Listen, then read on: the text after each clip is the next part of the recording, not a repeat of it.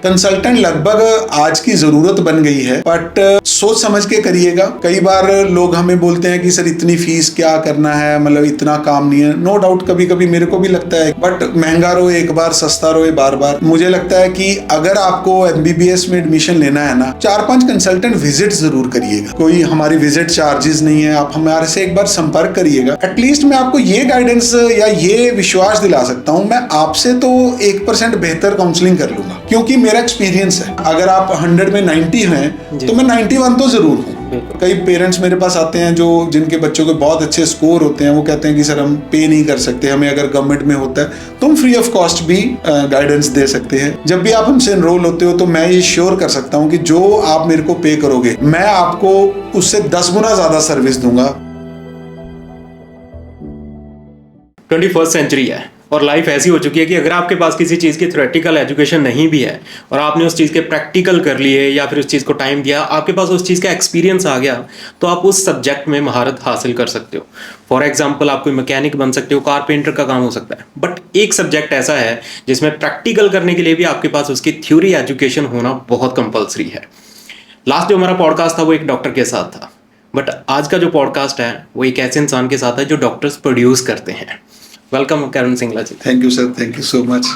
बहुत अच्छा word use किया आपने। डॉक्टर प्रोड्यूस नहीं करते हम, पर हम कोशिश करते हैं कि जो भी इंसान डॉक्टर बनना चाहता है हम उसका रास्ता आसान कर दें।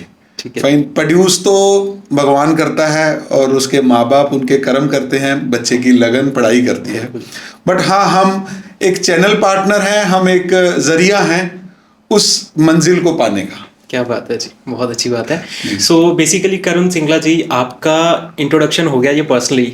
अब आपका जो बिजनेस लेवल का इंट्रोडक्शन है प्लीज वो दीजिए कि एक्चुअल में आपका काम क्या है। जैसे कि हमने अभी ऑफ द कैमरा भी बात करें तो बेसिकली मेरी कंपनी है the right admission private limited. Fine, तो हम MBBS और MD की एडमिशंस में डील करते हैं। तो जैसे ही बात आती है एडमिशंस में डील करना, मतलब हर एक इंसान ये सोचता है कि यार वो कैसे पॉसिबल है। तो जैसे कि मैंने आपसे पहले भी बताया नवदीप जी, वो MBBS की एडमिशन की अगर हम बात करें तो सबसे पहले एक नीट का एग्जाम होता है जो कि आफ्टर +2 होता है।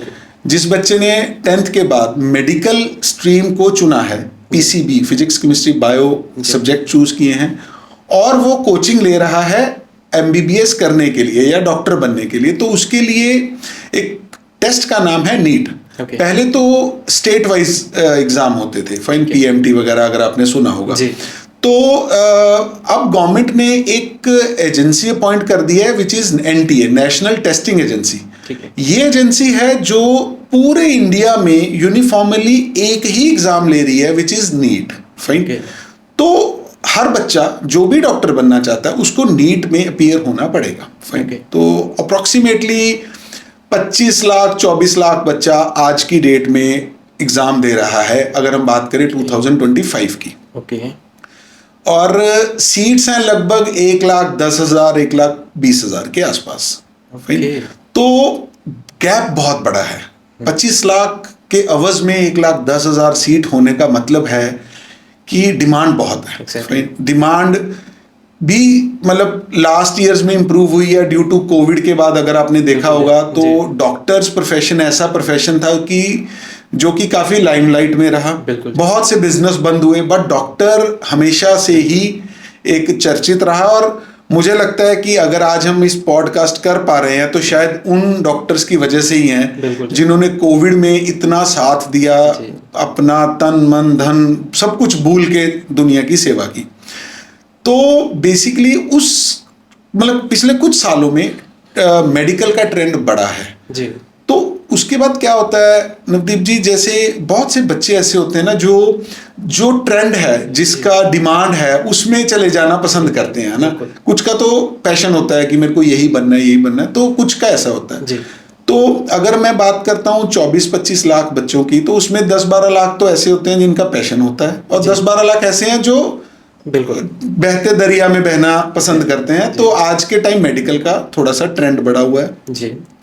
तो नीट का एग्जाम देते हैं बच्चे और उसके बाद लगभग अगर 24 लाख बच्चा पेपर देता है तो उसमें लगभग 12-13 लाख बच्चे पास होते हैं। 50% होता है। उसका मतलब भी यही होता है कि 50% बच्चा पास होना है, 50% फेल होना है। ठीक है। तो जो बच्चा नीट में पास हो जाता है, 12-13 लाख बच्चा पास हो जाता है, वो सारे बच्चे उस 1,10,000 1,20,000 सीट के लिए फाइट करते हैं। इसमें गवर्नमेंट की सीट्स भी होती हैं और प्राइवेट सीट्स भी होती हैं। तो it is very tough procedure कि कैसे एडमिशन लेना है, कौन सा ऐसा मतलब कॉलेज कैसे चूज करना है, कैसे इस सारे प्रोसेस को हैंडल करना है। उस प्रोसेस को हैंडल करने के लिए कुछ पेरेंट्स तो खुद भी अवेयर, बहुत ज़्यादा अवेयर होते हैं और खुद कर लेते हैं, और कुछ पेरेंट्स चाहते हैं कि वो कंसल्टेंट हायर करें। जैसे हम रोज़मर्रा की लाइफ में हर चीज़ का नॉलेज खुद नहीं ले सकते। फाइन, अगर आज मैं बुखार हो गया तो मैं चाहूँ तो मैं 15 किताबें पढ़ के खुद ही मेडिसिन ले लूँ। एक है कि मैं कि डॉक्टर के पास जाऊँ, उनको 500-700 रुपये उनकी फीस पे करूँ और अपने एक प्रिस्क्राइब्ड मेडिसिन लिखवा लूँ जिससे मैं ठीक हो जाऊँ। तो बेसिकली हम वो डॉक्टर हैं जो आपको हमारी प्रीवियस नॉलेज और हमारे एक्सपीरियंस के बेसिस पे आपके बच्चे पे ने जो भी नीट में स्कोर लिया है, उस स्कोर में उसका one of the best college चुन लें और उस कॉलेज में एडमिशन दिला दें। उस सारे प्रोसीजर को हैंडल करने के लिए हमारी ये कंपनी है जिसका नाम the right admission private limited है। क्या बात है जी। सो बेसिकली आप स्टूडेंट्स को नेविगेट करते हो। नेविगेट करते हैं। और भटके हुए ऑलरेडी हैं हमारे स्टूडेंट आज के। भटके हुए भी हैं या एक्चुअली जनसंख्या बहुत हो गई, मतलब पॉपुलेशन इतना है, मतलब गाइडेंस है नहीं, गाइडेंस भी कम है। और वही बात है कि जैसे मैंने आपको बताया ना, बहुत से बच्चे भी बट ठीक है फ्लो में बहे जा रहे हैं। बिल्कुल। तो राइट ट्रैक नहीं पता, कैसे एडमिशन लेना है, सोशल मीडिया पे या फिर यूट्यूब पे या फिर इंफॉर्मेशन बहुत है बट ऑथेंटिक इंफॉर्मेशन नहीं है। सेकेंडली वो इंफॉर्मेशन आप पे एप्लीकेबल कैसे होनी है। टीचर देखो ना, पढ़ाता वही है जो बुक्स में है, बट वो पढ़ाता है आपको बुक्स में क्या है वो टीचर पढ़ाता है, वो बुक्स से आपके ब्रेन में डालता है और वो आपको उस ब्रेन से उस एग्जाम में कैसे उसको डेवलप करना है, कैसे उसको एग्जाम देना है, इस चीज के लिए वो आपको गाइड करता है। तो बेसिकली जो टीचर काम करता है पढ़ाई के लिए, वही काम हम करते हैं एडमिशन के लिए। क्या बात है जी। सो बेसिकली जैसे चलो ठीक है 10-12 लाख बच्चे पास हो जाते हैं, बाकी बच्चों का क्या होगा वो हम अभी बात करेंगे। बट स्टार्टिंग ना जैसे अभी आपने कहा कि कुछ बच्चे वाकई सीरियस होते हैं और कुछ सिर्फ ट्रेंड के साथ चलते हैं। और ये चीज़ यहाँ पर नहीं होती, उससे पहले भी होती है जब 10th के बाद हमने एक स्ट्रीम सिलेक्शन करनी होती है। मतलब मैं कहता हूँ ना कि मैक्सिमम बच्चों के साथ ऐसा होता है कि मल्टीपल ट्रैक्स आ गए हैं, तो अब उनको पता नहीं चल रहा कि कौन सा ट्रैक मुझे चूज करना है। तो सेम चीज क्या मेडिकल या फिर MBBS साइड जाना है, बच्चा कैसे डिसाइड करेगा इस चीज को? एक्चुअली सर देखो, डॉक्टर बनना है ये तो उसने डिसाइड कर लिया आफ्टर 10th। जब उसने +1 और +2 में जब उसको अपीयर होना था +1 में, तो उसने एक स्ट्रीम चुनना होता है, medical, non medical, commerce, arts, है ना। तो अगर उसने मेडिकल चुन लिया तो it means they want to become a doctor. Fine. तो उसमें बहुत सी और ऑप्शंस हैं, डेंटल है, BDS भी है, आयुर्वेदिक है, होम्योपैथी है, वेटनरी है ना।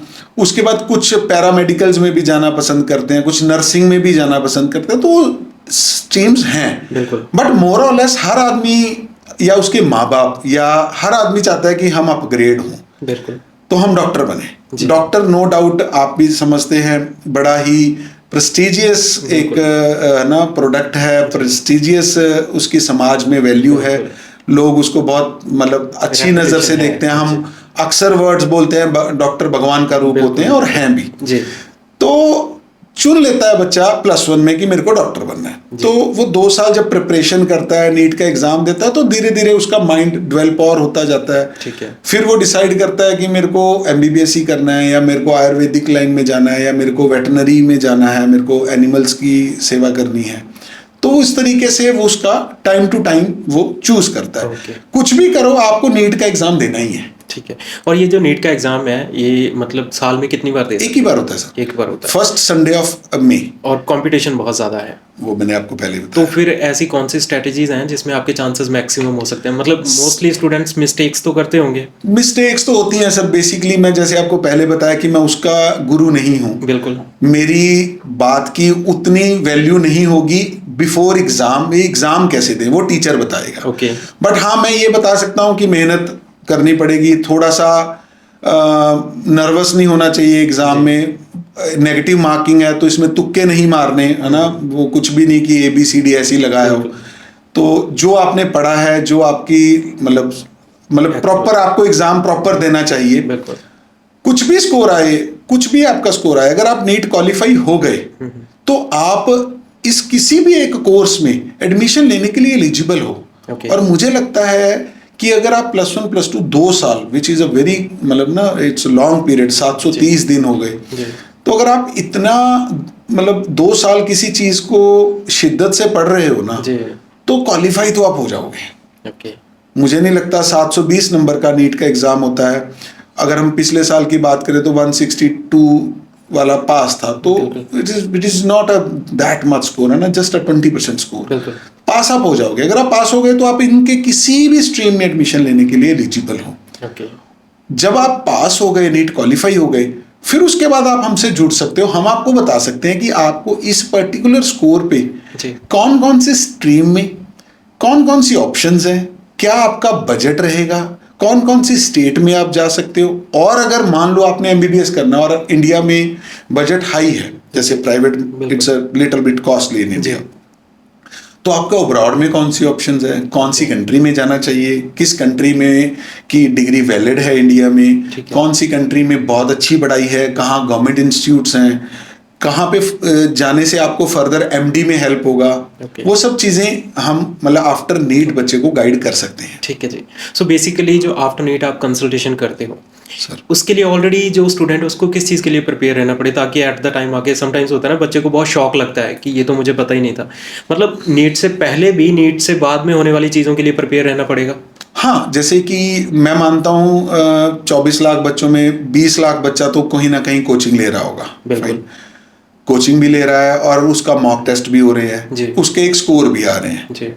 तो उसको पता है कि माँ बाप को या बच्चे को या टीचर को, उसको पता है कि हमारा ये बच्चा 600 नंबर की रेंज वाला है या 400 वाला है या 200 वाला है। तो आज भी वो ये डिसाइड कर सकता है या सोच सकता है कि मैं कहाँ पे फील्ड में कहाँ पे हूँ, कहाँ पे स्टैंड कर रहा हूँ। उस अकॉर्डिंग वो अपनी स्ट्रेटेजी बना सकता है। जैसे अब्रॉड में MBBS में एडमिशन स्टार्ट हो गई हैं, तो वहां पे एडमिशन लेटर मिलना शुरू हो गया। ठीक है। तो अगर मान लो सपोज आपके नंबर आ रहे हैं से 350, मैं आपको बता सकता हूं कि इंडिया में 350 स्कोर पे गवर्नमेंट कॉलेज नहीं मिलेगा MBBS में। प्राइवेट कॉलेज मिल सकता है, लेकिन उसमें आपका बजट लगभग 65-70 lakh rupees in totality for the whole 5 year admission process. Basically MBBS 4.5 साल की होती है, 1 साल की इंटर्नशिप होती है, तो 5.5 साल की होती है। तो अमूमन हम जो फीस पे करते हैं वो 4.5 साल की पे करते हैं। जब भी मैं आपको 65-70 बोला तो you have to pay in the instalment of 4.5 years. तो अगर आपका बजट नहीं है, आपको पता है कि यार मेरे बच्चे के स्कोर 65 350, 400, 450 आ रहे हैं और 65-70 लाख का बजट भी नहीं है, तो आपको अभी से उसके जो अल्टरनेट ऑप्शंस है like abroad, like BDS, BMS, उसके बारे में सोचना चाहिए, उसके कॉलेजेस का पता करना चाहिए। अब्रॉड में जैसे एडमिशन स्टार्ट हो गए हैं तो आपको एटलीस्ट एक बार इनरोल करके रख लेना चाहिए। वहां पे एक सीट बुक करनी चाहिए। वहां पे भी यूनिवर्सिटीज हैं, गवर्नमेंट यूनिवर्सिटीज हैं, फाइन, और वहां पे भी एक लिमिटेड सीट्स हैं। फाइन, जैसे बच्चा बढ़ रहा है तो वहां पे भी उतना ही डिमांड बढ़ रही है। बिल्कुल। तो आपको वेल इन टाइम अपना किसी भी अब्रॉड की एक यूनिवर्सिटी में सीट बुक करवा लेनी चाहिए। It is a good step. तो ये सब स्टेप्स हैं जो बच्चा टाइमली अगर हमारे साथ एनरोल होता है तो हम उसको बता सकते हैं। आपने एक चीज़ बोली कि गवर्नमेंट और प्राइवेट जो कॉलेजेस या फिर यूनिवर्सिटीज हैं, इनमें कोई डिफरेंस वगैरह क्या आ जाएगा? बहुत डिफरेंस है। फीस का डिफरेंस है। देखा जाए तो फीस का ही डिफरेंस है ना। गवर्नमेंट यूनिवर्सिटी ऑलमोस्ट फ्री होते हैं। प्राइवेट की लगभग, आप किसी भी प्राइवेट कॉलेज में जाते हैं तो प्राइवेट कॉलेज 6-7 लाख रुपए से स्टार्ट होते हैं and it goes up to 20 lakh a year also. सबसे बड़ा डिफरेंस फीस का होता है। अगर हम फीस को एक तरफ कर दें तो गवर्नमेंट कॉलेजेस में आप ये कह सकते हो OPD बहुत अच्छी होती है। फाइन। और गवर्नमेंट कॉलेज ज़्यादातर पुराने होते हैं, रिकॉग्नाइज्ड होते हैं, और आपको वहाँ पे एलुमिनी बेस बहुत स्ट्रांग मिलता है, एक्सपोजर मिलता है। फाइन। और कुछ गवर्नमेंट कॉलेज में इंफ्रास्ट्रक्चर भी बहुत अच्छा होता है। जैसे आप देखते हो पीजीआई हो गया या कोई एम्स हो गए या आईजीएमसी शिमला है, पीजीआई रोहतक है ना, जीएमसी पटियाला है, राजेंद्र पटियाला है ना, दिल्ली में बहुत अच्छे मौलाना आज़ाद है, लेडी हार्डिन है, बहुत अच्छे इन कॉलेजेस में बहुत अच्छा इंफ्रास्ट्रक्चर है जो कि कई बार प्राइवेट कॉलेज में नहीं होता। बट इस अवज में मैं आपको ये भी कहूँगा कि हिंदुस्तान में बहुत से प्राइवेट कॉलेज भी ऐसे हैं जो फीस तो आपसे चार्ज करते हैं लेकिन उनका इंफ्रास्ट्रक्चर, पढ़ाई, ओपीडी गवर्नमेंट के मुकाबले का है। अगर हम बात करते हैं कस्तूरबा, केएमसी मणिपाल, मान लो सिम्बोसिस है, हमदर्द दिल्ली है, बहुत से प्राइवेट ऐसे कॉलेज हैं, बहुत अच्छी डीम्ड यूनिवर्सिटीज़ हैं, जॉली ग्रांट है देहरादून में, मतलब एम्पल ऑफ कॉलेज। मतलब मैं आपको ये भी कह सकता हूँ कि अगर 350 प्राइवेट कॉलेज है तो उसमें 100 ऐसा प्राइवेट कॉलेज है जो कि फीस को अगर छोड़ दें तो वो गवर्नमेंट से भी कुछ लिहाजे में बेटर होगा।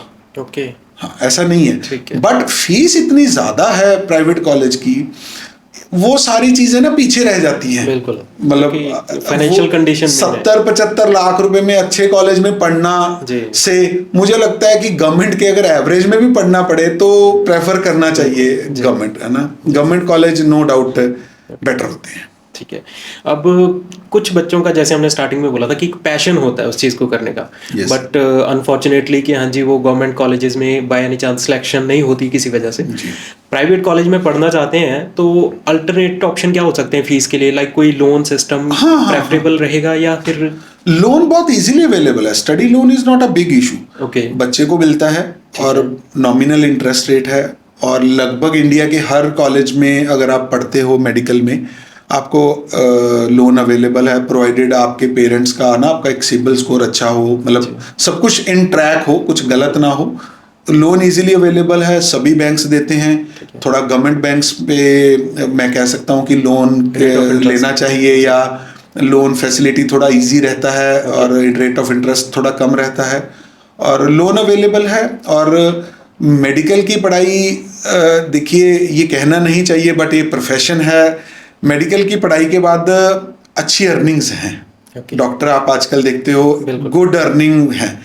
तो अगर लोन लेके पढ़ना चाहते हो तो नॉट बैड ऑप्शन, बिकॉज ये माना जाता है कि एमबीबीएस करने के बाद आप श्योर शॉट कहीं ना कहीं जॉब तो पालोगे। Job is not a issue for a doctor. ठीक है। और क्लिनिक भी आप रन करते हो तो ठीक ठाक अर्निंग्स हैं। मतलब loan repayment is not that tough job in medical line. तो अगर बजट का इशू है तो अदर ऑप्शंस बारे में भी सोचिए, अब्रॉड के बारे में भी सोचिए और लोन के बारे में भी सोचिए। लोन इजीली अवेलेबल है। सो सर बेसिकली ठीक है, एक लोन ऑप्शन हो गया, बट जेकर एमबीबीएस नहीं था अल्टरनेट ऑप्शन की हो सकते जिहदे विच फीस थोड़ी बजट दे विच भी आ जाए, कुछ इदां दा ऑप्शन होवे?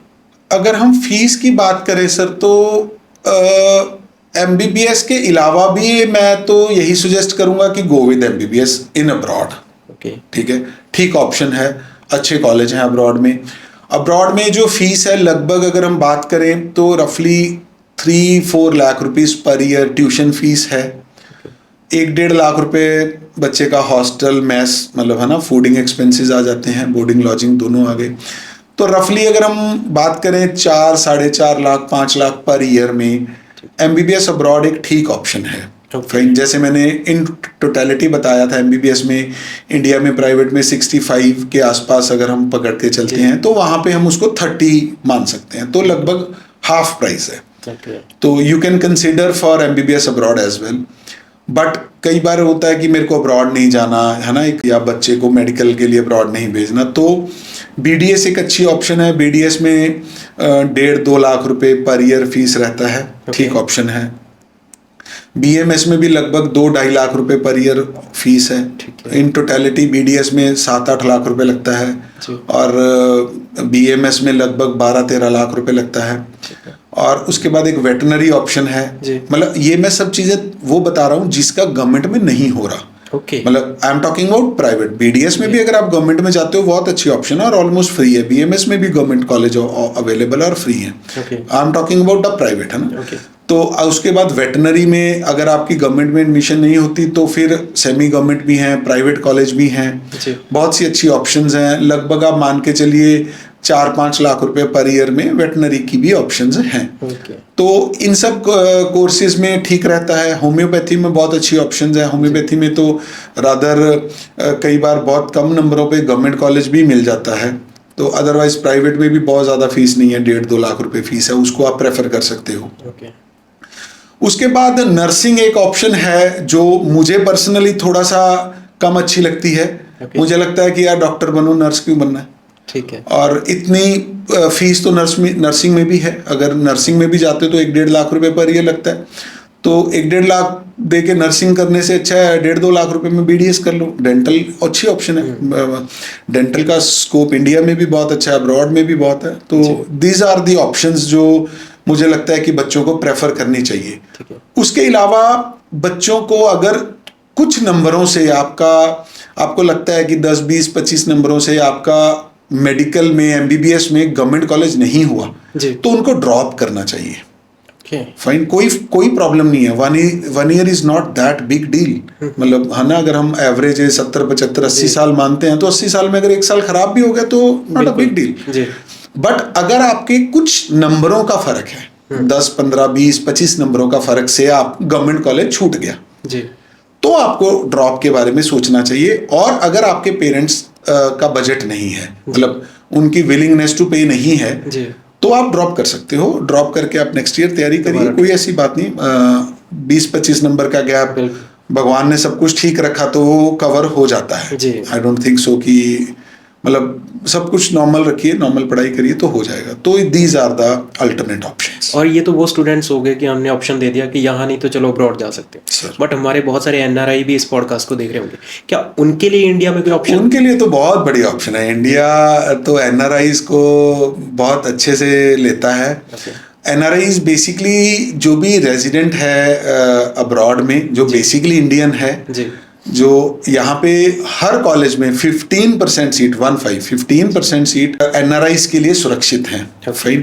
तो अगर आप किसी भी, आपका बच्चा अगर मान लो मेडिकल लाइन में है, मान लो सपोज आप कनाडा में रहते हो, ऑस्ट्रेलिया में, दुबई में, UAE में, है ना, किसी भी कंट्री में रहते हो, अगर आपका बच्चा MBBS करना चाहता है इंडिया से, फाइन, तो आपका बच्चा बहुत अच्छे से NRI सीट इंडिया में ले सकता है, प्रोवाइडेड नीट का एग्जाम दे, पास होना ही, क्वालिफाई होना है। एक डॉक्यूमेंट प्रोसीजर्स हैं, आपको NRI स्पॉन्सरशिप लेनी है, NRI के अपने NRI सर्टिफिकेट जो वहाँ की एम्बेसी से मिलता है, कुछ नोटरी करवाना होता है, मतलब एक डॉक्यूमेंट प्रोसीजर है। आप हमारे से कभी भी ये प्रोसेस आप कंसल्टेशन, हाँ, we are expert in NRI admissions, no worries for that. But the thing is कि यू सेड ना कि NRIs के तो बहुत कम नंबरों पे बहुत अच्छे कॉलेज की ऑप्शन है, क्योंकि NRIs की फैसिलिटी हर बंदा एंजॉय नहीं कर सकता ना।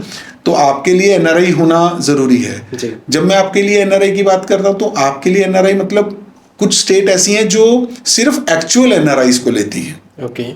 कुछ स्टेट ऐसी हैं जो NRI स्पॉन्सर कैटेगरी में भी लेती हैं। स्पॉन्सर मतलब मान लो मैंने MBBS में एडमिशन लेना है, मैं NRI में एडमिशन लेना चाहता हूँ, मैं खुद NRI नहीं हूँ, तो वन कैटेगरी थी जो रिमूव हो गई। फिर मेरे पेरेंट्स भी मान लो NRI नहीं है तो वो भी नहीं है। फिर उसके बाद आगे आ जाता है पैटर्नल अंकल, है ना, चाचा, ताया, बुआ, मासी, मामा, सेकंड कैटेगरी स्टार्ट हो जाती है। अगर आपके वो रिलेशन में हैं जो आपको स्पॉन्सर कर सकते हैं तो वो डॉक्यूमेंट्स आप रेडी कर सकते हो, तो उनके थ्रू आपका एडमिशन हो सकता है। तो वो बेसिकली गवर्नमेंट को NRI स्पॉन्सर कैटेगरी में आते हैं। कुछ स्टेट NRI स्पॉन्सर को अलाउ करती हैं, वो आप सीट में दे सकते हो। मतलब बेसिकली NRI में क्या है कि सही डॉक्यूमेंट लग जाए और सही स्टेट में आप पार्टिसिपेट कर लो तो NRI बड़ी कंफर्टेबल और श्योर शॉट एडमिशन हो जाती है क्वालिफाई स्टूडेंट को। कहीं ना कहीं किसी ना किसी कॉलेज में आपको NRI की सीट मिल जाएगी, बिकॉज थोड़ा फीस ज़्यादा होता है, डॉलर्स में होता है और वहीं से पे करना रहता है USD में। और हर आदमी देखो चाहे कुछ भी है, हमारे लिए ये कह देना बड़ा आसान है कि NRI स्पॉन्सर हो जाएगा। हर स्टेट में या हर परिवार में एनआरआई अवेलेबल नहीं है। तो इस वजह से बहुत कम फ्लीट है जो एनआरआई वाली कैटेगरी में पार्टिसिपेट कर सकती है। तो एनआरआई कैटेगरी को आप ले सकते हो अगर आपकी फैमिली में कोई एनआरआई है तो। ठीक है जी। सो ओवरऑल आपने सारे क्वेश्चंस के बहुत अच्छे आंसर दिए। अब एंड में मैं यही चीज़ पूछना चाहता हूँ कि आपका इसमें प्रोसेस क्या रहता है, स्टेप बाय स्टेप, अगर थोड़ा सा आप हमारे viewers. Step by step sir, देखिए सबसे पहले तो जैसे मैंने आपको बताया मेरे ऑफिसेज हैं चंडीगढ़ में, 2 ऑफिस हैं, एक 34 में है, एक एनएसी मार्केट मनी माजरा में है, दिल्ली में है, जनकपुरी में, करनाल में है, जलंधर में है। तो बेसिकली हमारे ये ऑफिसेज हैं जो वहाँ के रिस्पेक्टिव स्टूडेंट्स को टैकल करते हैं। फाइन।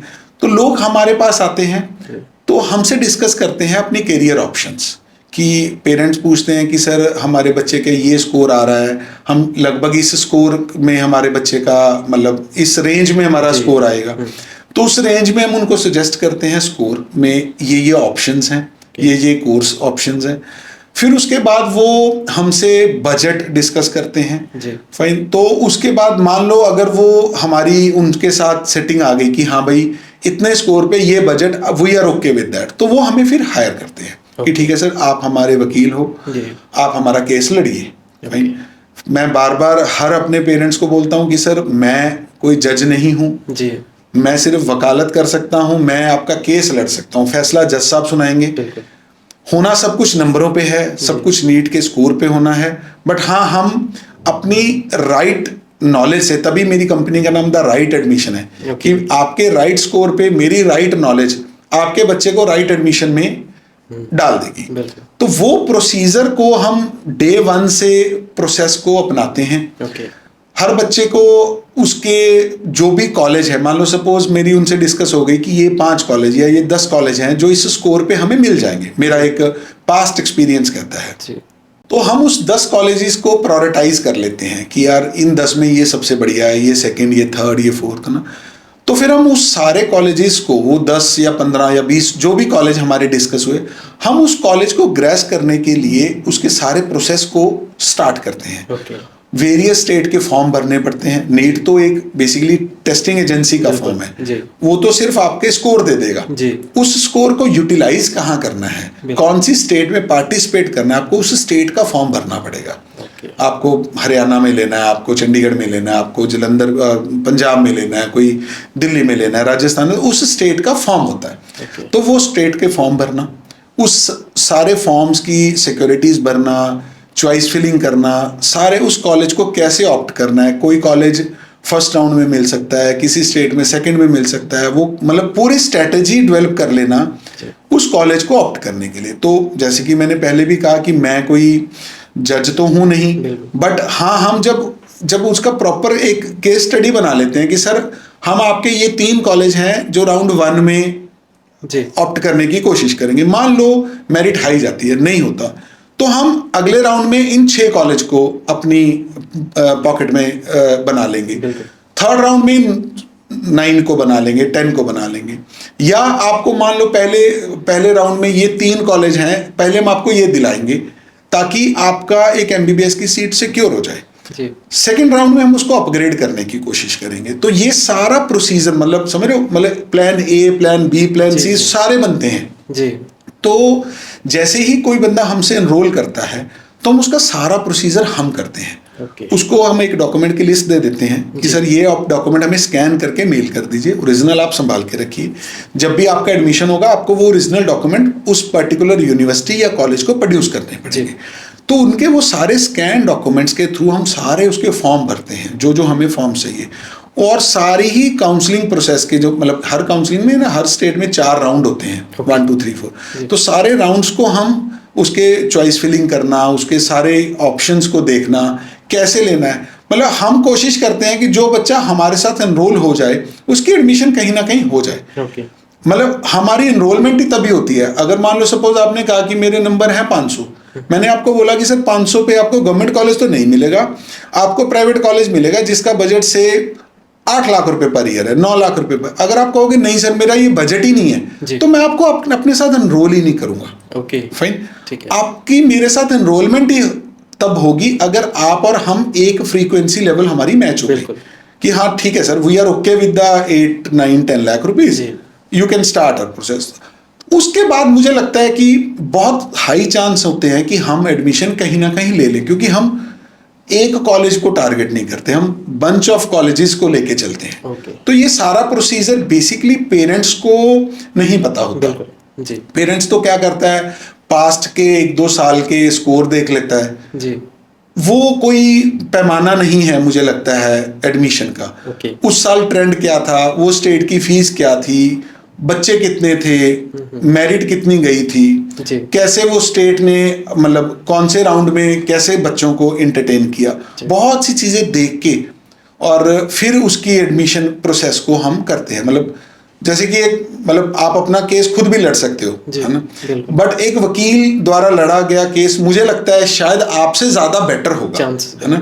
आप बीमार हो गए, जैसे हमने शुरू में बात की, बुखार हो गया, आप जाके केमिस्ट से भी तो दवाई ले सकते हो, बट चांस थोड़े बढ़ जाते हैं अगर आप किसी एक प्रिस्क्राइब्ड एमडी मेडिसिन के पास जाओ, प्रॉपर चेकअप कराओ, प्रॉपर टेस्ट कराओ, रिपोर्ट्स चेक करके प्रॉपर वो आपको बताए कि ये डेफिशिएंसी है जी। ये हमें मेडिसिन लेनी चाहिए, तो हम बेटर, तो मतलब chances are little bit high कि आप केमिस्ट से मेडिसिन लिए और एक आपने डॉक्टर से, तो वो ही है हम जी।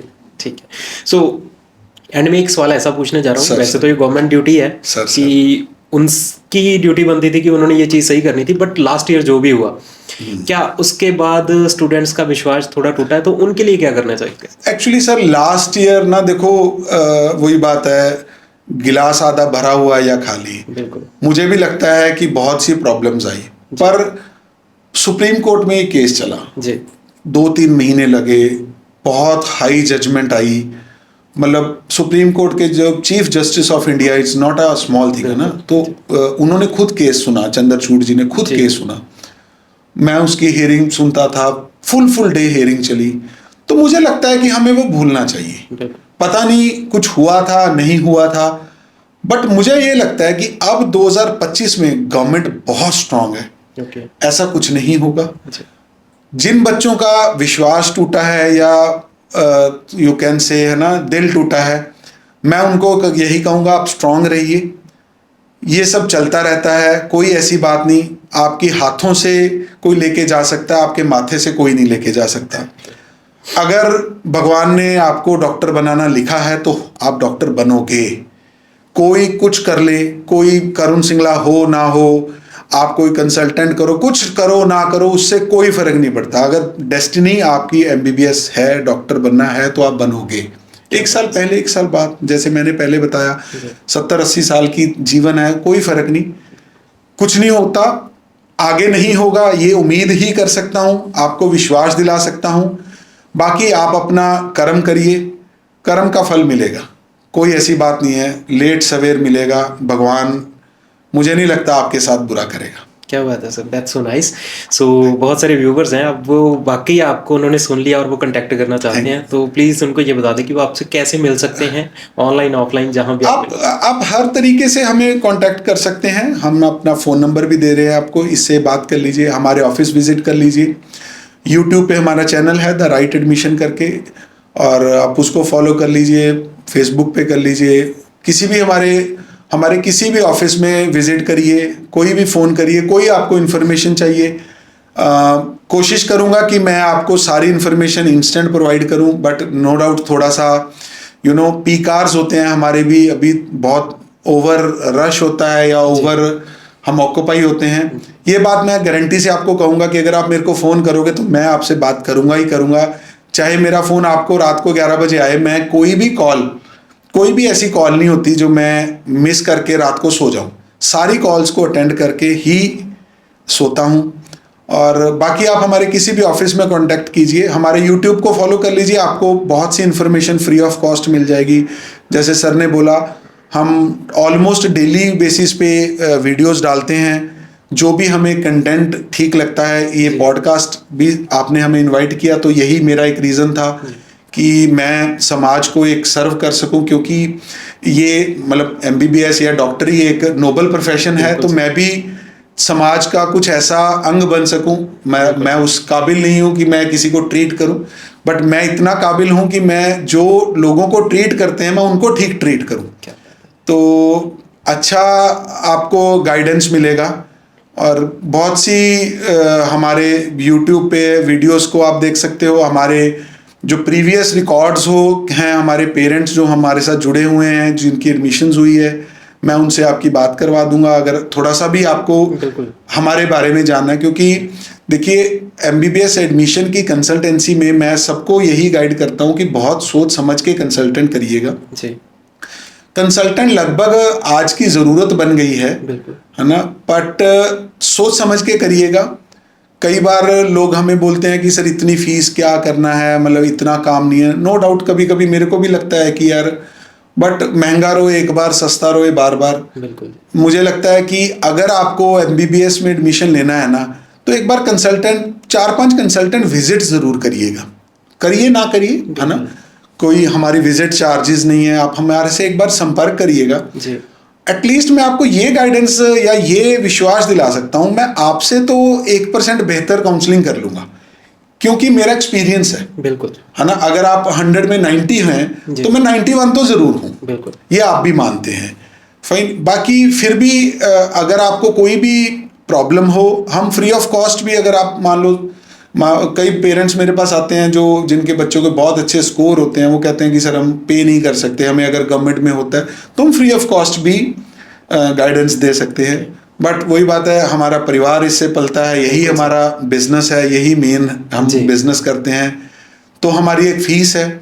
जब भी आप हमसे एनरोल होते हो तो मैं ये श्योर कर सकता हूँ कि जो आप मेरे को पे करोगे, मैं आपको उससे 10 गुना ज़्यादा सर्विस दूंगा।